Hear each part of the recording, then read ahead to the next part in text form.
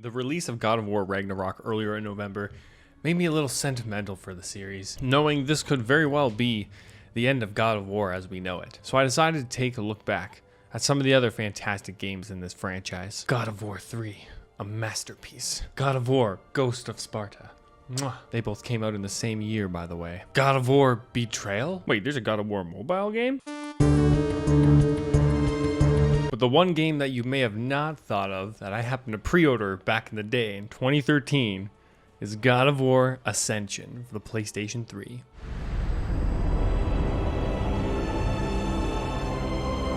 You will return.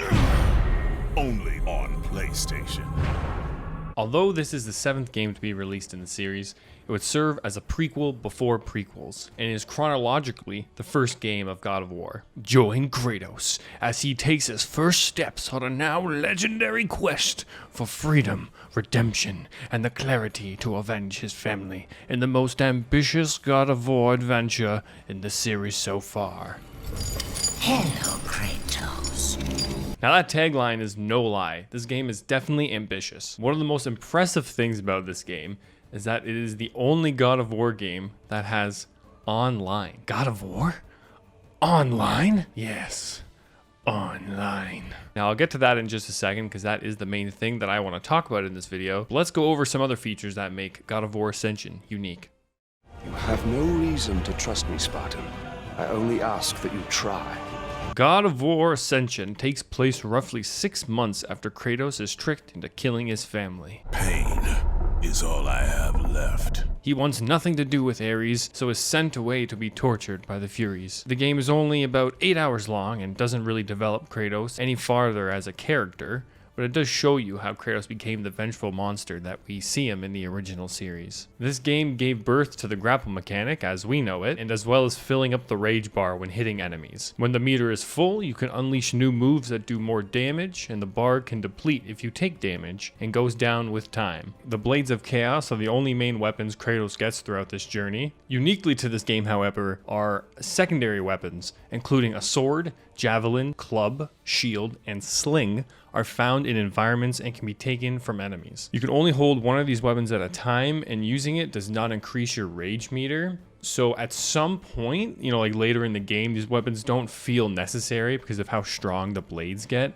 especially once elemental magic is introduced.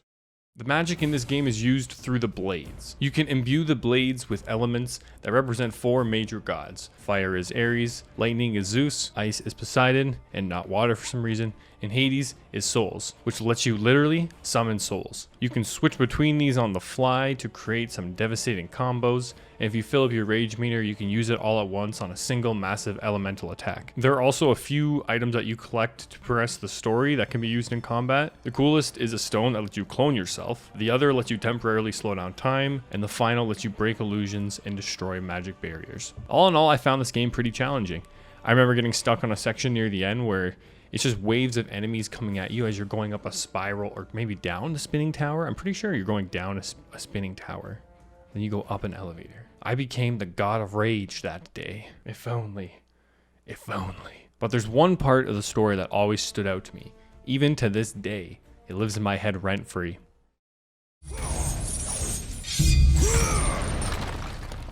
Glory be to Olympus! I am free!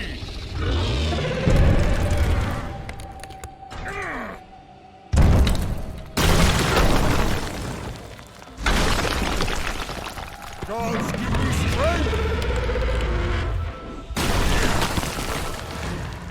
Whoa, that guy got zapped, or did he? Although this is the only God of War game to have an online, it was definitely not an afterthought when it came to the development of the game. For this scene here was the birth of God of War Online. Glory be to Olympus! I am free!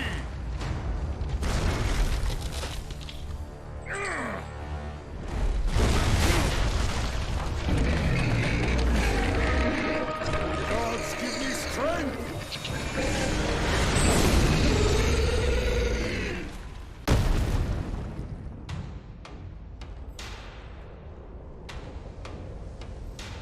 That guy is you, the player.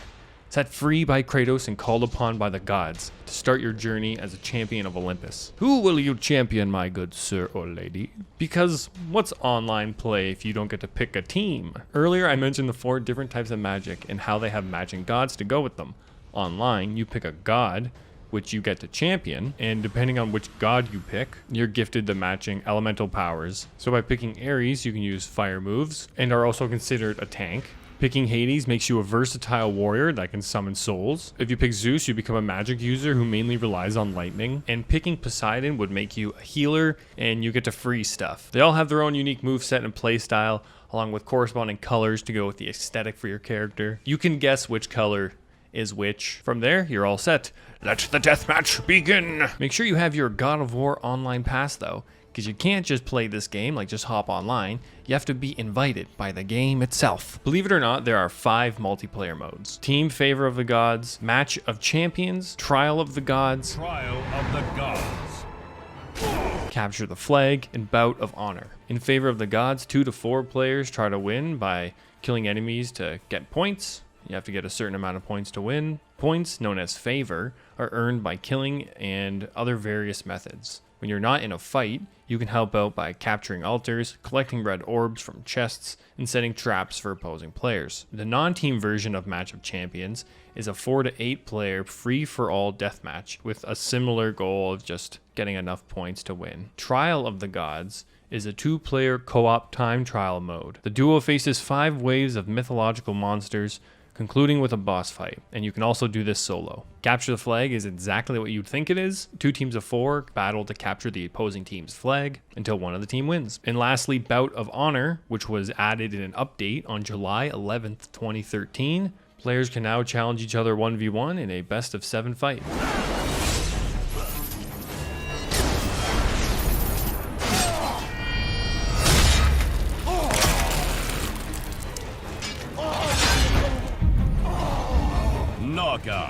This game actually has a lot of maps. It has 15, and all of them but 2 are based on places ventured throughout the God of War series. For example, Desert of Lost Souls from the original God of War, Bog of the Forgotten from God of War 2, the Chamber of the Flame from God of War 3. It has 2 original maps, Colosseum of Persia, Walls of Troy, which features the Trojan horse. It's pretty cool. Every map has its own special power-ups awarded by gods for earning points. Like on Desert of Lost Souls, you'll get the Spear of Olympus. Maps also have environment obstacles or objects to complete for more points. So as an example, if there happens to be some sort of big stage hazard that can interact with you, if you get too close to it, it can hit you. You know, if you kill that stage hazard, then it can be 20 points for Gryffindor or Hades.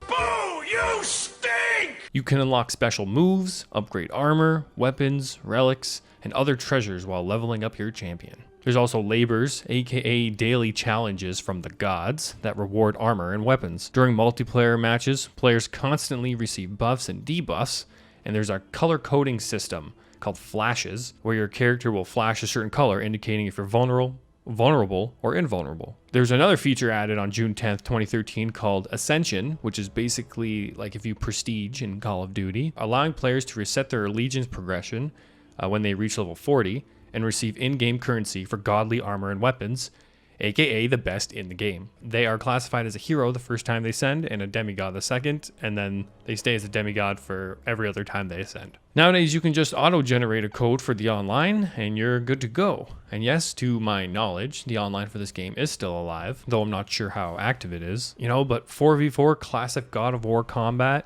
with tons of weapons, cool abilities, and even a multiplayer mode. What's not to love about that? Now, this game definitely doesn't get the love that all the other ones deserve, but it definitely earns some respect. If not for showing you that little bit of different side of Kratos before we saw the vengeful monster he became to be, for this absolutely wild, a little bit before its time online mode. Now, I absolutely love God of War the way it is, and I have nothing but the utmost respect and appreciation for this prequel among prequels. Maybe the least favorite of the games, but by the gods, is it something special. If you like this video, you should consider following Just Jacob. That's the easiest free way to support me so I can make more videos like this. I got some news, some React Andy stuff here, some movie, game, anime reviews. And now it's time to finally finish. God of War Ragnarok. I've put it off long enough. But Ragnarok is here. Ha! We saved you once, but this is a different game. You're our enemy now. Ugh. Oh yeah, Atreus. Oh! Oh my god, that was crazy.